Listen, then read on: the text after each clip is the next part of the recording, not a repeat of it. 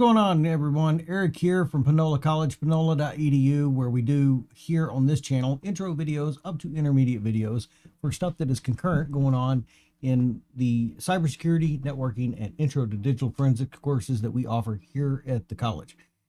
But these are videos that I wanted to put up that are kind of like supplementary, just helpful little videos. And in this video, we're going to be covering certificate authority and the actual role of certificates when they come to the basic idea of what's going on across on the system and the internet. So what are certificates? Well, the nickel and dime version of this is that certificates allow us to be able to pass information securely and have a verification method for it as well too. So there's this thing called the CIA triad. We have confidentiality, integrity, and availability. And certificates allow us to be able to do two of those functions fully and help support a third. So confidentiality is making sure that the information that we pass from point A to point B is not tampered with. If information that we want, let's say banking information, is going from us to our bank, we want to make sure that only the bank and ourselves really know what information we're passing back and forth. Confidentiality. And how we achieve confidentiality is normally through encryption. Well, the integrity part of this is making sure that that data, even though it is encrypted from point A to point B, or it could be plain text, makes it there like it was when it left. And we usually do this through a hash verification. So if you have a file, which we can do later on in different videos, let me know down below if you want to do that. Like and subscribe, tell your friends. But we do a hash verification of a file, file.txt, this is the hash.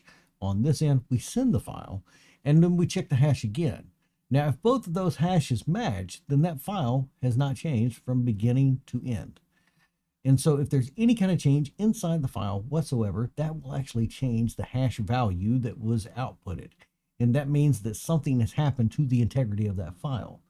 Well, if the hash hasn't changed and it's wrapped up in, let's say, an AES encryption, we have now two of the pillars taken care of: confidentiality and integrity.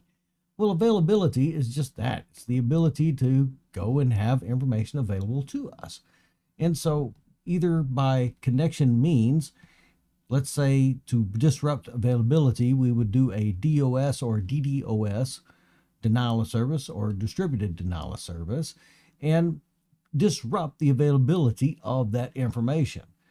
Well, we have different mechanisms in place to ensure that availability is there for us. But when we use certificates, we not only take care of the confidentiality and the integrity, but we're also making sure that the availability of that information is there through authentication. Now, there are different roles that certificates play, and we're just going to do a brief overview of a fireside chat, if you will, of us together. Now, when we think of certificates, we have to realize that they have to come from somewhere, right? Well, that's where the certificate authority comes into play at. Overall, at the end of the day, every certificate that's out there on the interwebs somewhere has to be issued from somewhere. And it's going to be issued from some sort of authority figure. Well, that authority figure is the certificate authority, and it's held on a server that has the role of being able to issue certificates, whether they be for the system, for a user, or for a website, which is where we most commonly see certificates, because it's a certificate that was issued that covers the SSL or TLS up to make that website secure over TCP port 443. Thumbs up. Well, how do we envision the certificate authority? And for that, I have a prime example for you. Think of passports here in the United States. I know there are actually some people that are watching this overseas. I see ya. So here in the United States, the overall passport authority is the United States government. Well, that's the root certificate authority. They're the overall, at the end of the day, they're the ones that say, we're going to issue certificates, or we're going to delegate the authority to issue certificates on a lower level. And they can do that because they're the United States government and they're in charge of passports. Well, they're going to hand off the ability for those certain passports to the United States Department of State. And they generally take care of civilian passports.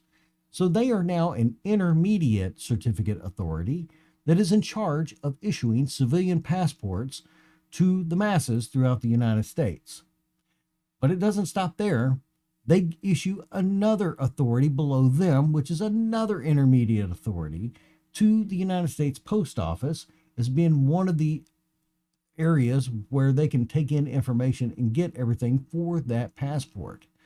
So when you make your passport appointment, you go to the post office, you're interacting with that intermediate authority that brings everything together and says, yep, all the information is here. I'm going to send this up the flagpole and we're going to issue a passport. Everything between us talking now and the final overall arching certificate authority is referred to as an intermediate. There can be one, there can be 27. But the very top of that pyramid is the root certificate authority. And at us level, the final level of that chain is the actual certificate that was issued out by that chain. So whether it was from an intermediate in that chain or the root itself, we are the final destination of that certificate, and that is the certificate. Everything else in between is intermediate.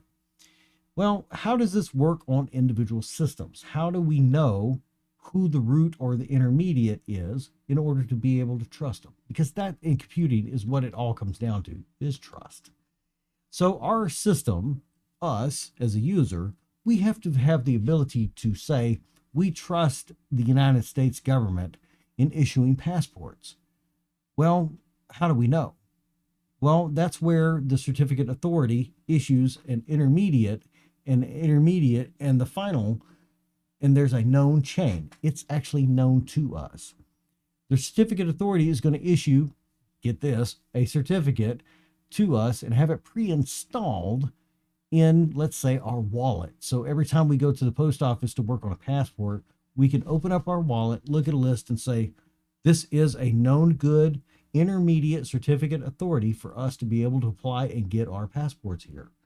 Computers do the exact same thing, and I'm going to show you a prime example.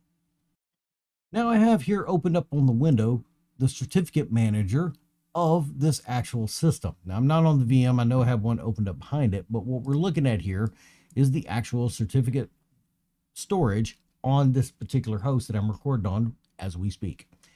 Now there are different level of places in here that we can actually see where their certificates are. And if you'll notice up here at the top, we have, let me zoom in for you, we have certificates, current user. Now I'll get into that in a second because there's two of them, current user and current machine. But for us as a current user on this particular system, you can see that we can actually install and have certificates at a trusted party root certificate authority. And if we go in there, we can see that we have a lot of certificates in here. These are the root level certificates from those certificate authorities that are stored in our wallet to say, do we trust these people? Yes, we do trust these people. But there's also an expiration date on these, and they can be revoked. That's what we refer to as the CRL, or the certificate revocation, yes, list. So when a certificate is retired based on expiration date, or it's been revoked by their certificate authority, whether it be the intermediate or the root all the way up at the top, it's going to send the flag out that says that certificate, don't trust it no more. So we go to our certificate authority in our wallet, we look and we see that one of those roots is expired and that whole chain is invalid. Now, I know there's a lot of root certificates in here, and the reason that is because operating systems such as Microsoft Windows and others like Ubuntu, other POSIX-based systems, they have a base level of certificates that they put in here that are root level. Because if we don't inherently trust these certificates right here, then the chain of those certificates won't be trusted either. Now you may be thinking to yourself, where's an example of this certificate that he keeps banging on about? I'm glad you asked. So here I am in the Google. I have my Chrome browser opened up. And if you look on the top left, let me lower that down for you because my OBS is kind of wonky. Please zoom in there. You see that little lock that's just to the left of google.com? That tells us that we're on a secure website that's HTTPS TCP port 443. But what does it? Just because we use it as 443 doesn't mean that it's always going to be secure. That's just the default port number for that. It's the actual lock, and we go in there and we see connection is secure because this certificate is valid. And this one in particular, when we go click on the details, shows us that this is the certificate information right here and who it was issued by. This is what the name is for google.com, and that asterisk in front of google.com is basically anything.google.com. It could be box, it could be chicken, it could be dog, it could be table.google.com. But this is all the information of that certificate. And you'll notice that when it was issued, when it expires, and this one in particular is only good for a couple of months. And the certificate itself has hashing fingerprints. That's to ensure the integrity of this certificate. But if we go into details, here we go. We go into details and we can see the actual chain, and that's the certificate hierarchy. Who issued this? And then where did it come from the root level? So the actual asterisk.google.com is the certificate at the end of the day. And everything in between is an intermediate. So the intermediate for this one was GTS CA1C3. But what's the root for it? Because that 1C3 certificate is not natively on our Windows box. Well, the root for it is GTS root R1. Now, how do we know that this is valid? Well, that's because if we go back over to our certificate manager here on the Windows 10 box, we can actually go and see GTS R4. Is that the same one? We're looking for GTS R1, and it may be under the machine one. Give me 1 second, I'll swap that over. I want to show how to do this real quick too, because if you hit Start R and type in MMC, this blank console opens up. You can hit File, go to Add and Remove Snap-in, and you can see, you can pretty much go to anything from here and identify whether it's for the user that's logged in or for the actual machine itself. So we're going to go to Certificates. We're going to click on Add. And you see here it asked us what we want to do this as. We're going to say a computer account, meaning that if it's installed at the computer account level, everybody has access to it. Because there are cases where we can install certificates just for a particular user. Talk about that in a minute. Now, once we have it up, you can see that this one now says local computer for certificates instead of users like the other one did. And if we expand this, we have a few more options too, and we can actually go and see that we have a trusted root certificate authority container. We expand it and go in there, and we can go down. There's our GTS R4, and I will find that R1. And I found it, and for some reason, mine was in the third-party root certificate authorities. That's okay. But there it is, and you can see that if I go into the certification path, that is the hierarchy of that certificate. It's at the top. So and I just want to go up and show you under trusted root certificate authorities. It wasn't in there, but the R4 one was. And we click on that one and we can go into details and we can actually see who this came from. Now, if we look at the details on this, we can see that right there, it came from the Google Trust Services. It's another one of their root certificates because they have more than one root CA. And it has all the information on there. And it has other information on there too, such as the subject key identifier, which is a string of nonsense for us right now. And then basically what this is for, because like we mentioned a while ago, certificates have different uses. And this one right here has certificate signing, which means that this certificate can issue other certificates. It's the root CA, of course. And it's an offline CRL signing, which means that even if it is offline, it can still identify when a subordinate certificate has been revoked. And it can do CRL signing, which means that it can issue a revocation of a certificate at the lower level. Now, I bet you're asking yourself, why is it looking like this and not necessarily like this right here? I'm going to show you how to do this, because this is just inside of Chrome, by the way. If we go to and open up our certificate like this, you click on the Details tab, you'll notice down at the bottom that there is an export. Simply click on that export.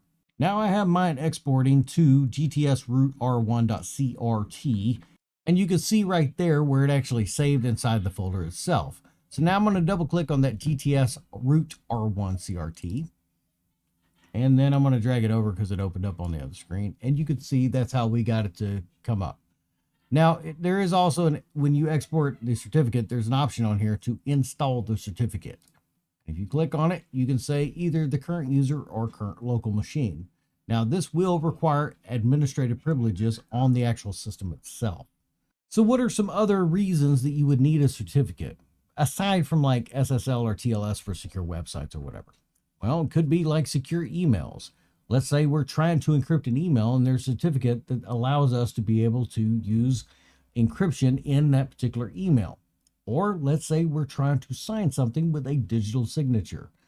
If a digital signature certificate has been issued by a certificate authority, then whoever's reading that signature can go back and say, aha, this root certificate authority did authorize or did not authorize that signature, and therefore that signature is valid or invalid.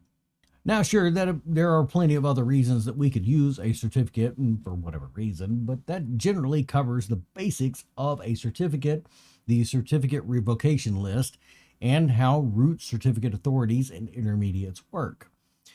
So again, as always, definitely like, subscribe, tell your friends about this, and let me know in the comments below if there's anything that you want me to cover, or if anything that we need to clarify or fix, because there's always somebody smarter out there than me, and I'm not afraid to admit it.